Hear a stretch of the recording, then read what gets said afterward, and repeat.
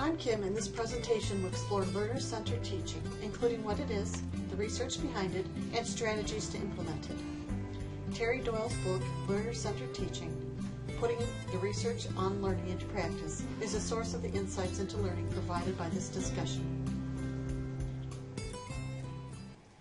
Brain-based research shows using educational methods that focus on engaging students in active, meaningful learning and then actually using the concepts increases students' absorption and retention of the material. Actively engaging the brain in new learning creates brain connections, and in order for these connections to become permanent, practice must occur. Allowing students to do the work does not mean that the teacher just sits back and relaxes. It just means the work being done by the teacher is done during the planning phase of the lessons and when giving feedback to the students. Some of the responsibilities of a facilitator's job are encouraging, supporting, and promoting mutual understanding, sharing responsibility, and creative thinking. The facilitator is still the expert in the subject. He just changes how he shares his expertise.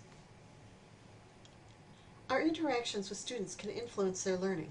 Teachers who treat their students with respect and convey the message that our goal is to teach each of them in a way that will be best for them will provide a positive and successful experience for the students. It is necessary to know our students, their goals, and the way they think in order to provide lessons that engage them. The learner-centered teaching method of education shifts the responsibility for acquisition of knowledge from the teacher to the students. When students become responsible for their own learning, it usually requires more time, effort, and attention from students, and often results in their resistance. According to Carol Dweck in her 2006 book, Mindset, The New Psychology of Success, student mindsets fall into two categories, growth and fixed. A growth mindset is one that recognizes that hard work can make a difference in performance. Failure is seen as a learning tool, and practice makes perfect. Students with growth mindset realize they can improve their abilities. On the other hand, a fixed mindset looks at intelligence as determining performance and success. In other words, you either have it or you don't. A fixed mindset doesn't recognize that outcomes can be changed by studying and effort. The good news for students with a fixed mindset is that it can be changed to a growth mindset. Students taught about the brain and that using your brain strengthens it can become empowered to take charge of their own learning and motivation. What are some ways that teachers can implement learner-centered teaching? Let's find out. Providing authentic learning activities is a great way to incorporate learner-centered teaching into our classrooms. Authentic learning focuses on real-world problems and their solutions, and it is learner-centered. These challenges use real-world tools from a variety of disciplines to solve problems. Very importantly, the result of the authentic learning experience should be a product that has value in itself. There is no right or wrong answer to an authentic learning situation. A variety of solutions can be expected from different people or groups. In fact, the activities required to complete the task are not defined. Students must determine for themselves what steps are needed to complete the problem. Being able to engage in decision-making about how they learn can improve students' ability to actually learn and remember information. Learner-centered teaching strives to share power in the classroom by increasing student choices and their participation while reducing confrontation.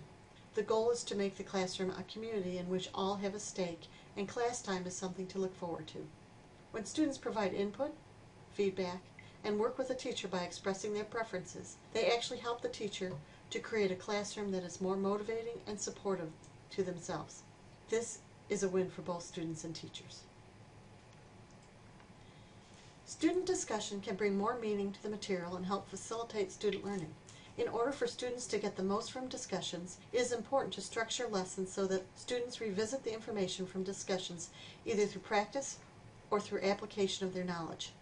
Students must also be assessed and be held accountable for information gained through discussion, just like they would for learning gained through other methods. There are two channels people use to process information, an auditory and visual channel. Teaching should utilize both channels, keeping in mind that overload can occur as the brain has limits on the amount of information that can be processed at one time. 5 principles that guide multisensory teaching are: more effective learning takes place when both words and images are used rather than words alone. Words and pictures are more effective when they are presented at the same time, rather than one at a time. Hearing information has greater impact than reading it. Information that is not important should not be included. And concise summaries that highlight relevant words promote better learning. They are easier to organize and process.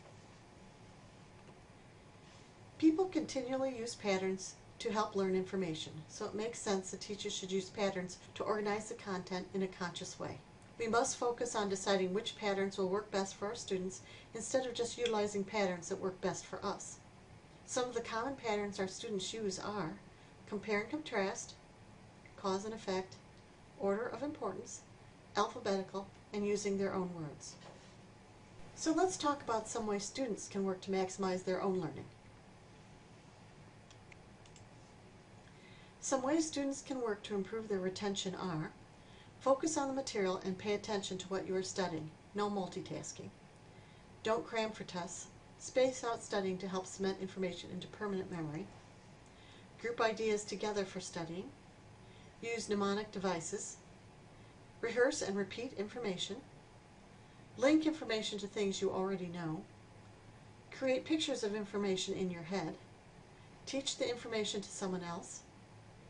Pay specific attention to the material from the middle of class. It is not as easy to remember.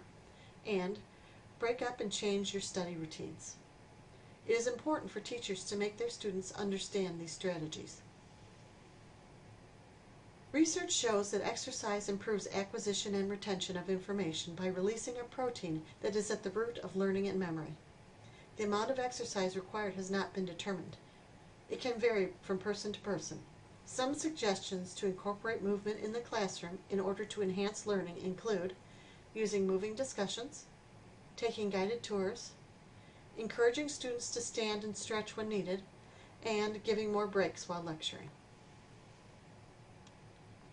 The bottom line is that learner-centered teaching is based on research and results in classrooms where teachers and students work together to increase student learning and retention.